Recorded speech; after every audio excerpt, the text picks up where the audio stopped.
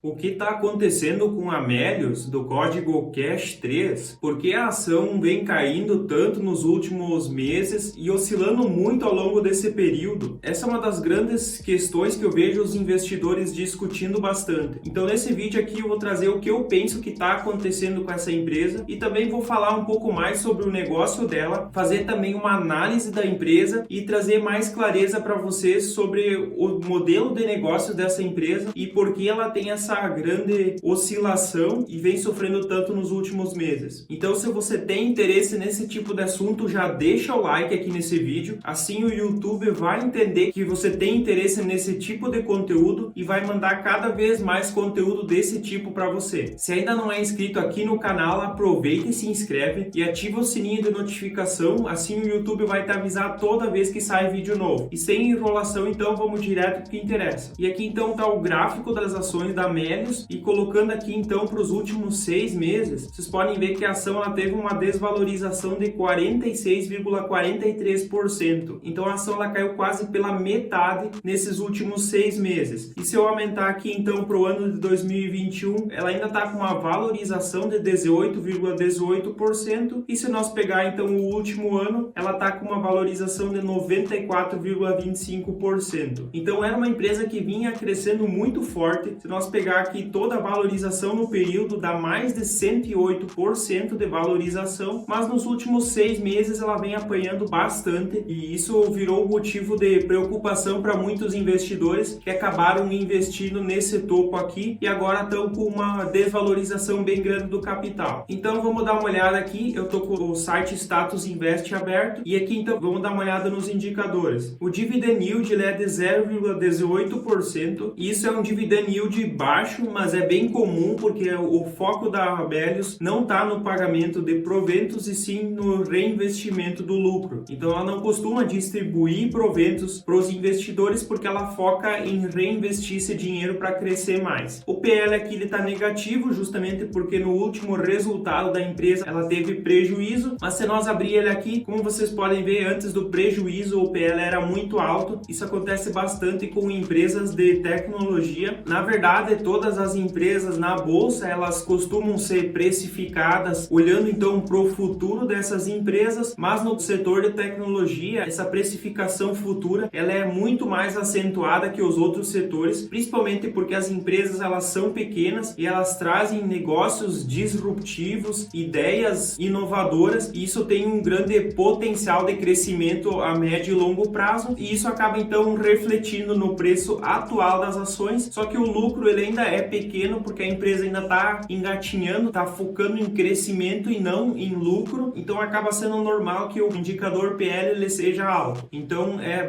importante que o investidor entenda isso, que esse tipo de empresa costuma ter um PL muito acima do que um banco ou uma empresa de energia elétrica tem. E aqui, como vocês podem ver, todos os indicadores, inclusive de eficiência, de rentabilidade, também estão negativos justamente pelo resultado ruim que a empresa apresentou no último trimestre, mas eu quero mostrar aqui para vocês o que eu acho mais importante de olhar para essa empresa, que no caso aqui é a DRE. Tem 4 anos então divulgados pela empresa. No primeiro ano de 2017, então a empresa ela tinha uma receita líquida de pouco menos de 26 milhões de reais e tinha um lucro líquido de menos 16 milhões de reais, então ela deu prejuízo nesse ano. Para 2018, a empresa ela já aumentou a receita líquida para 44 milhões e meio de reais e o lucro líquido ainda foi negativo, mas só mais em 7 milhões e meio de reais. E em 2019, então a receita cresceu para 81 milhões e meio de reais e o lucro líquido foi pela primeira vez positivo em 15 milhões de reais. E aí em 2020 a empresa ela teve uma receita líquida de 125 milhões de reais e um lucro líquido de quase 20 milhões de reais. Então se nós pegar aqui do ano de 2017, quando a empresa teve pouco menos de 26 milhões de reais de receita, para 2020, quando ela teve mais de 125 milhões de reais, isso dá um crescimento de quase 4 vezes na receita líquida em 4 anos, fora o lucro líquido que saiu de negativo em 16 milhões para positivo em 20 milhões. Então é um resultado muito expressivo. Muitos investidores olham para uma única informação e eles tiram uma conclusão precipitada. Então a empresa ela vem de um modelo de negócios que foca em crescimento, ela está buscando aumentar a base de clientes dela. Esse é o objetivo principal da empresa, trazer novos serviços, aumentar aumentar a base de clientes para que ela possa aumentar as fontes de renda e no futuro sim, então buscar uma rentabilidade, margens melhores e um lucro líquido adequado. Então é importante entender isso aqui. E aqui então, como vocês podem ver, a estrutura societária da empresa, 32% então tá com os principais acionistas da empresa e 67,65% então tá em free float. E aqui então saiu uma notícia agora para o mês de novembro que a Melius ela anunciou um GMV recorde de 923 milhões de reais no Festival das Blacks. Isso foi somente em relação ao mês de novembro de 2021. Isso dá um crescimento de 87% na comparação com o mesmo período do ano anterior. Em novembro de 2020 a empresa teve um GMV de 495 milhões e agora em 2021 então foi de 923 milhões, o que dá um crescimento de 87%. Então quase que dobrou o GMV da empresa de um ano para o outro. Também dá para destacar aqui então os novos compradores. Eles cresceram 82% na comparação de novembro de 2020 para novembro de 2021 e um aumento então de 70% no número total de compradores comparando novembro de 2020 com novembro de 2021. Então isso é também um crescimento muito expressivo e normalmente empresas já consolidadas e já são grandes, elas não conseguem ter esse tipo de resultado. Isso também é um dos grandes motivos que fazem com que essas empresas sejam muito precificadas e muitas vezes com valores um pouco absurdos, levando em consideração o resultado presente das empresas. E também uma das grandes novidades é que a Melius ela deixou a parceria que ela tinha com o Banco Pan. Então o Banco Pan produzia os cartões de crédito para a Melius e aí ela dependia então de terceiro e ela comprou então o Banco Acesso. Agora ela tem condições de fazer seu próprio cartão de crédito que deve ser lançado então a partir de janeiro de 2022. Além disso, a Melius então ela vai disponibilizar uma conta digital gratuita e também a possibilidade de fazer pagamento eletrônico instantâneo, que é o Pix, e comprar e vender criptomoedas e receber CryptoBack. Então tem uma grande inovação por trás dessa empresa. Ela busca sempre negócios disruptivos. Esses resultados ainda não tem como estimar agora no presente. Por isso que muitas pessoas dizem que a empresa tá cara. Sim, olhando somente para os resultados agora, uma empresa com valor de mercado de mais de 2 bilhões de reais dando prejuízo e sendo ainda bem pequena na comparação com outras gigantes e com apenas 2 semanas do lançamento, a lista de espera para o novo cartão de crédito já chegou a 200 mil inscritos. Então isso mostra que existe uma grande expectativa por trás dessas novidades que a empresa está desenvolvendo. Isso traz uma perspectiva muito grande para o futuro dessa empresa. E aqui então eu trouxe mais algumas informações. Eu destaco então aqui a mensagem do CEO da empresa e isso aqui mostra muito sobre o modelo de negócio da empresa e é isso aqui que todo investidor deveria ler para entender como a empresa funciona. Ele fala então sobre o aniversário que a empresa fez no dia 5 de novembro de 2021, de um ano desde que ela fez o IPO. Então os últimos 12 meses foram intensos e serviram como amostra de oportunidades que temos pela frente. Expandimos nosso horizonte para novos continentes, estamos construindo uma plataforma ágil, escalável e com multi-idiomas e moedas. Isso é muito importante. Então a empresa ela não está presa só ao Brasil, ela está criando um ecossistema que pode servir então no mundo todo. Adquirimos uma licença e plataforma bancária proprietária. Isso aqui também muda completamente o jogo da empresa. Ela não depende mais de um terceiro para formar uma parceria, onde